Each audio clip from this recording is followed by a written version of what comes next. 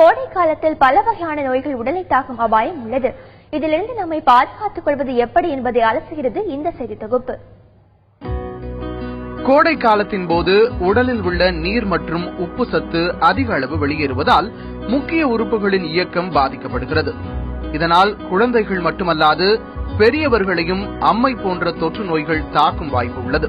காய்கறிகள், பழங்களை உட்கொள்வதன் மூலம் இந்த நோய்களிலிருந்து பாதுகாத்துக் கொள்ள முடியும் என்பது மருத்துவர்களின் அறிவுரை.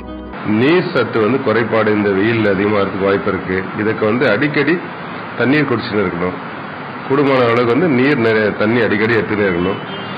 முடிஞ்சதுன்னா இந்த பழ சாறுங்கள், அப்புறம் மோர், எலுமிச்சை சாறு இதெல்லாம் குடிச்சா இந்த தாக்கத்திலிருந்து ஓரளவு நம்ம காப்பாற்றிக்கலாம்.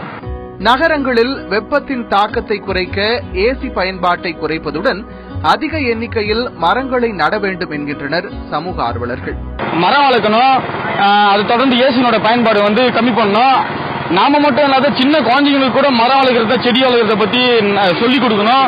ஒரு விழிப்புணர்வு ஏற்படுத்தணும். அரசாங்கம் எவ்வளவுதான் மரக்கன்றுகள் நட்டாலும் நம்மளோட பங்களிப்பும் அதுல இருந்தாதான் முழுசா வெற்றி அடையும். இயற்கையை நம்ம பாதுகாக்க முடியும். கோடை காலம் தொடங்கிவிட்டதால் சென்னை நகர சாலைகள் மற்றும் தெருக்களில் தர்பூசணி, இளநீர் மற்றும் பழச்சாறு கடைகளை அதிக அளவில் காண முடிகிறது. வர ஜனங்களுக்கு வெயில் தாங்காத இங்க தர்பீஸ் நல்லா சாப்பிடுறாங்க.